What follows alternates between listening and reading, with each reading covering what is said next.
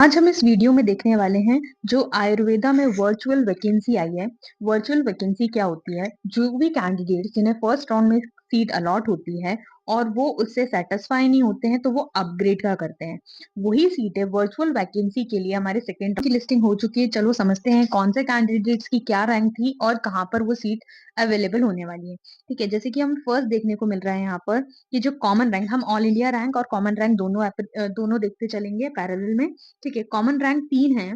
जिन्होंने उन्होंने क्या करा है, उनको कौन सा कॉलेज अलॉट हुआ था? वो है कैटेगरी उनकी ईडब्ल्यूएस और उन्हें उज्जैन का कॉलेज में प्रसूति तंत्र अलॉट हुआ था। और थी वो ईडब्ल्यूएस कैटेगरी से, लेकिन उन्हें अनरिजर्व्ड का कॉलेज अलॉट हुआ है। तो उन्होंने क्या डाला है, क्योंकि वो ईडब्ल्यूएस की अगर इससे भी अच्छी कहीं सीट होगी तो उनका अपग्रेडेशन उसके होने के ज्यादा चांसेस है, क्योंकि उन्हें उन्हीं की कैटेगरी में वो सीट अलॉट नहीं हुई है, इसलिए वो अपग्रेडेशन फिलअप किया है। नेक्स्ट कौन से कैंडिडेट है? नेक्स्ट कॉमन रैंक 4 है, 162 उनकी ऑल इंडिया रैंक है। उन्हें कॉलेज अलॉट हुआ है पंडित खुशीलाल, उसमें भी पीटीएसआर और फीमेल कैटेगरी में अलॉट हुआ है। ठीक है, नेक्स्ट कैंडिडेट है जिनकी ऑल इंडिया रैंक है हमारी 213 और उन्हें अलॉट हुआ है केसी अलॉट हुआ है उज्जैन का। और जिस कैटेगरी की वो थी, फीमेल कैंडिडेट है ओबीसी की, उन्हें अनरिजर्व्ड से सीट अलॉट हुई, तो इनके भी अपग्रेडेशन के चांसेस बन जाते हैं।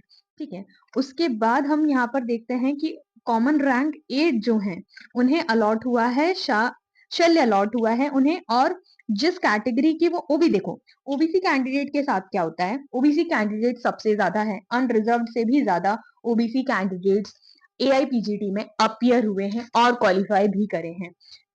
इसको आप इस तरीके समझ सकते हैं कि ये दोनों कैंडिडेट्स जो ओबीसी फीमेल कैंडिडेट्स हैं, लेकिन वो अनरिजर्व्ड की सीट मिली है, इसलिए उन्होंने अपग्रेड के लिए अपना ऑप्ट किया है कि शायद जो अनरिजर्व्ड से मुझे सीट मिली है वो ओपन से इससे अच्छी सीट के चांसेस हो सकते हैं क्या। ठीक है, उसके बाद कितना अपग्रेडेशन हमें यहाँ पर देखने को मिलता है, तो 7 पेज का ये पीडीएफ, अगर आप पीडीएफ का एनालिसिस चाहते हैं तो मैंने अपने टेलीग्राम चैनल पर ये पीडीएफ भी आपको सेंड कर दिया है, तो आप इससे अच्छे से देख सकते हैं। 103 कैंडिडेट्स हमें इस पीडीएफ में देखने को मिलते हैं। ठीक है, हम अप्रोक्स यहाँ पर समझ लेंगे कि कहाँ से कौन सी पॉसिबिलिटी बन जाती है अपग्रेड की, क्या कौन सी रैंक वाले को अपग्रेडेशन हो सकता है, या इन कैंडिडेट्स के बाद जो वर्चुअल सीट्स बच रही हैं उसके बाद कोई नई कैंडिडेट्स का सेकेंड टू में सिलेक्शन होने के चांसेस बढ़ जाते हैं। ये सारी चीज को थोड़ा समझते चलते हैं।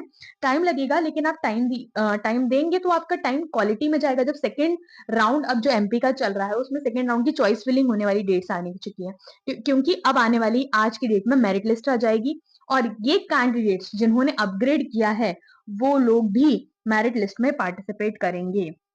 ठीक है, नेक्स्ट हम देखते हैं। उसके बाद केसी जो अलॉट हुआ है पंडित खुशीलाल में, उन्होंने अपग्रेड के लिए डाला है। स्वस्थ पंडित खुशीलाल में अपग्रेड है, अगध भी अपग्रेड के लिए, रोग निदान, स्वस्थ, संहिता। ठीक है, और जो कैंडिडेट्स के नाम पर नहीं, लेकिन हम मेन यहाँ पर चीज देखते हैं उनको, वो किस कैटेगरी से बिलोंग करते हैं और उन्हें एडमिशन किस कैटेगरी में मिला हुआ है। जैसे यहाँ पर जो कैंडिडेट अभी हम देख रहे हैं वो ऑल इंडिया रैंक, मतलब उनके नंबर 290 हैं, ऑल इंडिया रैंक ऑलमोस्ट 500 के पास चल रही है। वहां पर सारा हमारा गवर्नमेंट कॉलेजेस की सीट्स हम प्रायर देखते हैं, क्योंकि गवर्नमेंट सीट्स हमारे पहले अलॉट होती है।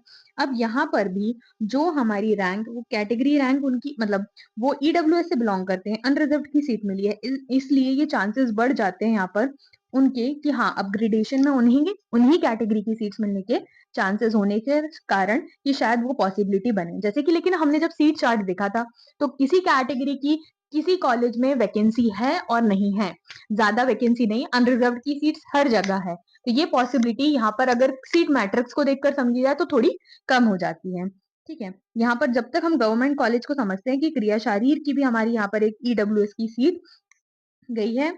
और फिर जो फर्स्ट राउंड होता है उसमें क्या होता है, आपको आपकी इंस्टीट्यूट जाए बिना ही आप अपग्रेड सीट से भर सकते हैं, इसलिए अपग्रेडेशन फर्स्ट राउंड में as compare to second round ज्यादा देखने को मिलते हैं, क्योंकि हर कोई ये चाहता है कि अगर मुझे ये सीट अलॉट हुई है तो क्या ये चांसेस हो सकते हैं कि इससे बेटर सीट मुझे सेकेंड राउंड में अलॉट हो जाए।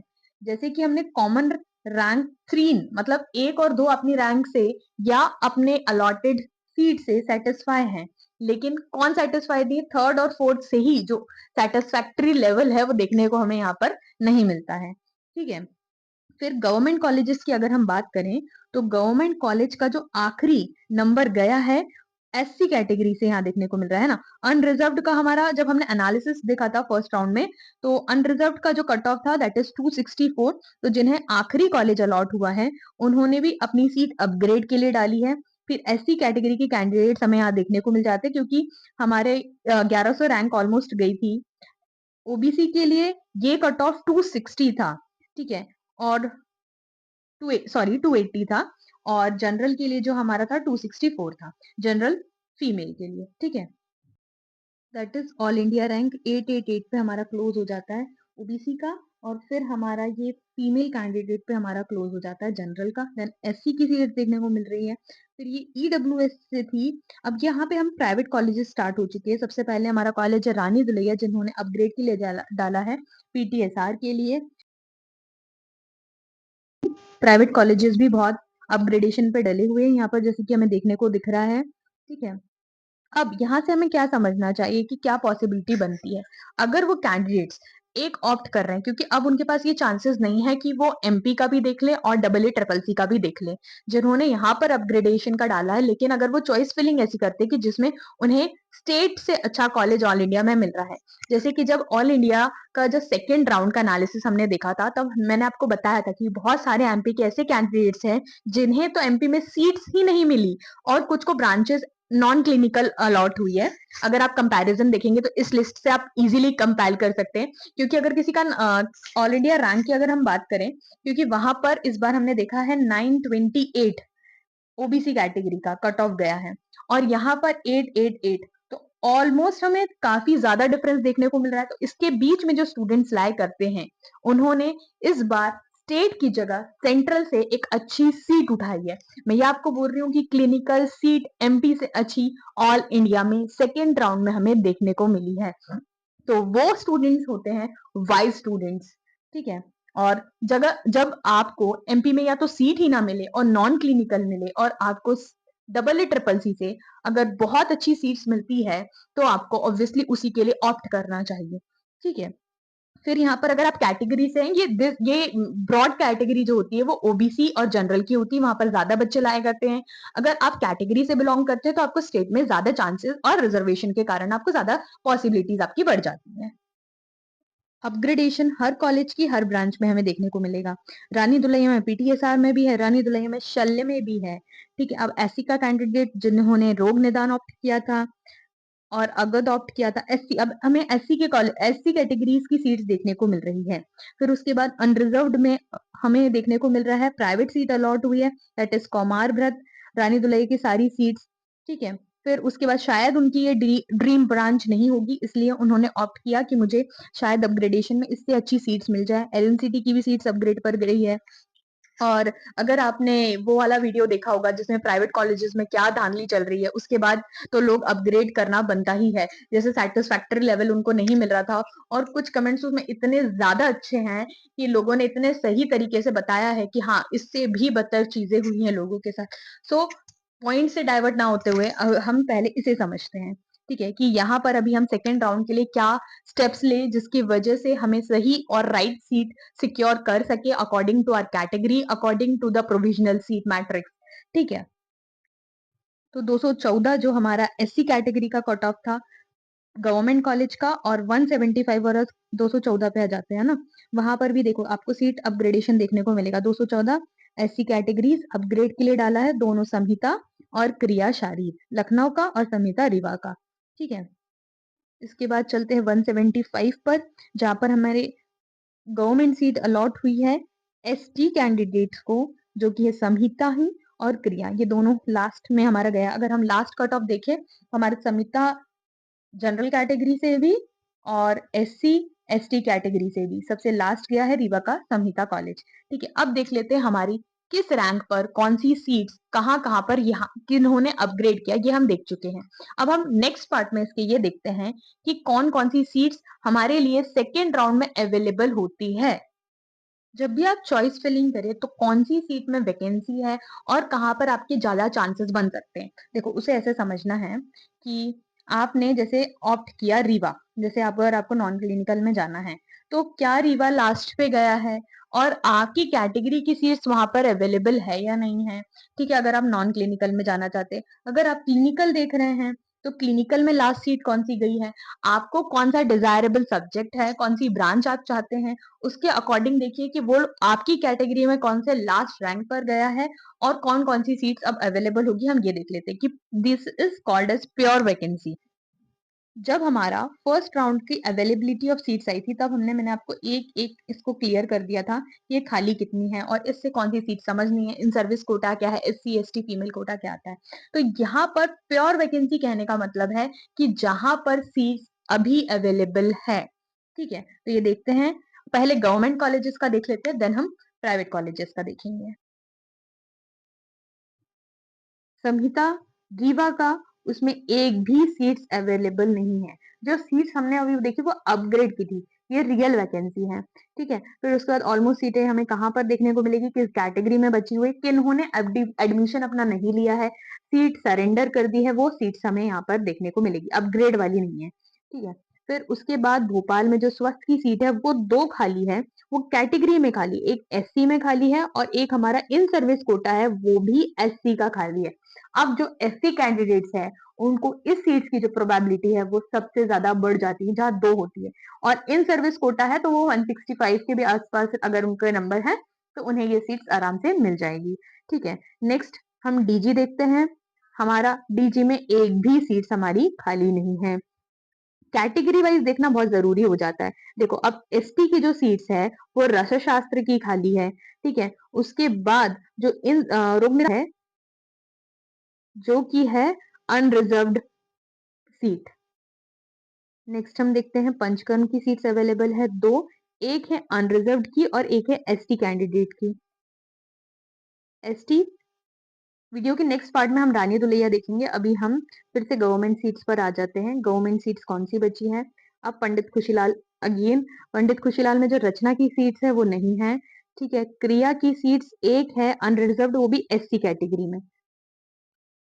भोपाल का संहिता में सीट्स खाली है, एक अनरिजर्व्ड की, सॉरी ये भी एससी कैंडिडेट्स की है सीट्स ये।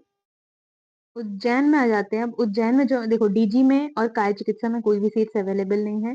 जो रचना है वो भी उज्जैन कॉलेज में, उसमें एक सीट्स अवेलेबल है जो कि अनरिजर्व्ड कैटेगरी से आती है। स्त्री एंड प्रसूति में हमें एक सीट देखने को मिलती है। अब देखो पॉसिबिलिटी क्या बन जाएंगी कि ये अनरिजर्व्ड ओपन की सीट्स यहाँ पर खाली है, तो जो हमारी ऑल इंडिया रैंक 3 है, ये एनालिसिस से हम क्या निकाल सकते हैं, जो जिनकी कॉमन रैंक 3 आई है उनके लिए सीट्स ओपन रह जाएगी, क्योंकि इस पर जो एडमिशन है वो नहीं हुआ है, तो उनकी पॉसिबिलिटी बढ़ जाएगी इस सीट के लिए, क्योंकि वो इसी कैटेगरी के बिलोंग करती है और ये सीट खाली है। अगर उनसे ज्यादा ऊपर में किसी ने ये सीट्स के लिए नहीं फाइट किया है तो ये सीट्स अभी हमारी खाली है। और दूसरी सीट्स जो आती है वो हमारी एससी कैटेगरी के लिए मिलती है। फिर उसके बाद अब ये रतलाम कॉलेज आ जाता है। फिर उसके बाद गवर्नमेंट कॉलेज में आते हैं, तो ग्वालियर कॉलेज में कोई भी सीट्स हमारी यहाँ पर खाली नहीं है। अगध की भी यहाँ पर हमें 0 सीट्स देखने को मिल रही है, अगध भी नहीं है, क्रिया शारीर भी नहीं है। ठीक है, रतलाम कॉलेज में सिर्फ उन्होंने रतलाम कॉलेज में सारी में सीट्स खाली है। ठीक है, उसके बाद देखते हैं, एडमिशन ही नहीं दे रहे थे ना, वो सही सीट सरेंडर कर रहे थे इस तरीके से। ठीक है, नीचे आते हैं जो शल्य में हमारी एक सीट बच रही है, वो भी पंडित खुशीलाल में, और कैटेगरी आती है उसमें एससी फीमेल। एससी फीमेल के चांसेस यहाँ पर बढ़ जाते हैं। और प्रसूति में उज्जैन में कोई सीट्स नहीं है, पंचकर्म की एक ही है, और वो भी हमारी चली जाती है किस कोटे में बताइए, इन सर्विस कोटा में। ठीक है, इस तरीके से एनालिसिस बन जाता है। अब प्राइवेट की भी सीट्स हम लोग देख लेते हैं। पहले हमारा रानी दुलैया से स्टार्ट करते हैं, क्योंकि रानी दुलैया में सबसे ज्यादा सीट्स हैं। सीट मैट्रिक्स उसका क्या बोल रहा है। जो संहिता है उसकी 2 सीट्स खाली है, एक हो जाएगी हमारी एसटी कैटेगरी के, दूसरी हो जाएगी हमारी जनरल की, अनरिजर्व्ड की। रचना में 3 खाली है, स्वास्थ्य में 3, कौमार में 1, संहिता संहिता में हमारी सबसे 2 है, संहिता में 2, रचना में 3, स्वास्थ्य में 3, कौमार में 1, और रानी दुल्हिया में अगध में 2, पंचकर्म में 3, डीजी में 2। और क्रियाकल वो जो हो जाएगा हमारा रसशास्त्र में हमारी 3 वैकेंसी रहेगी, शल्य में 1, केसी में 1। ठीक है, रतलाम कॉलेज पंचकर्म में हो जाती है 2 सीट, फिर उसके बाद संहिता में तो 4 सीट्स है अवेलेबल और चारों की चारों खाली है, ठीक है?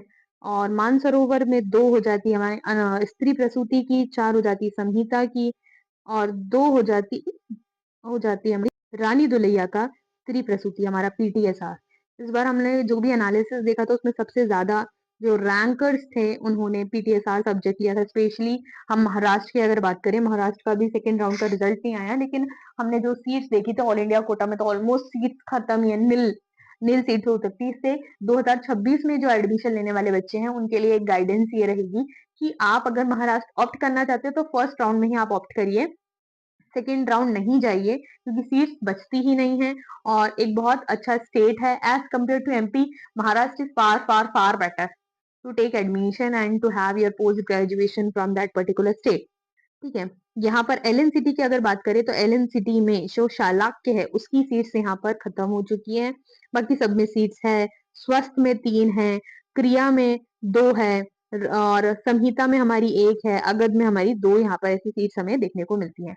इस एनालिसिस से यहाँ पर जो दिख रहा है दैट इज 57 सीट्स, जो 57 सीट्स है, लेकिन मेजर जो सीट्स हैं यहाँ पर प्राइवेट कॉलेजेस की शो हो रही है, गवर्नमेंट कॉलेज की इक्का दुक्का सीट्स है वो भी रिजर्वेशन के अंदर आ रही है।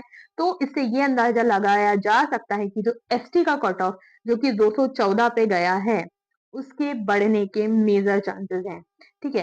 ये मैं एनालिसिस अभी आपको बता रही हूँ और सेकेंड राउंड का जो रिजल्ट आएगा तब हम जो एनालिसिस बताएंगे तब I will prove this thing to you, ठीक है? कि एससी का कट ऑफ हमारा बढ़ जाएगा और लेट्स सी एसटी की भी हमने सीट्स देख ली तो वहां पर भी प्रोबेबिलिटी बढ़ जाती है। बाकी सारी कंप्यूटर बाबा की जय, जिसको सीट्स मिलती है उनको कॉन्ग्रेचुलेशन और जिन्हें नहीं मिलती उन्हें all the best for the next time. Thank you so much, stay connected for more such information to your Prerna.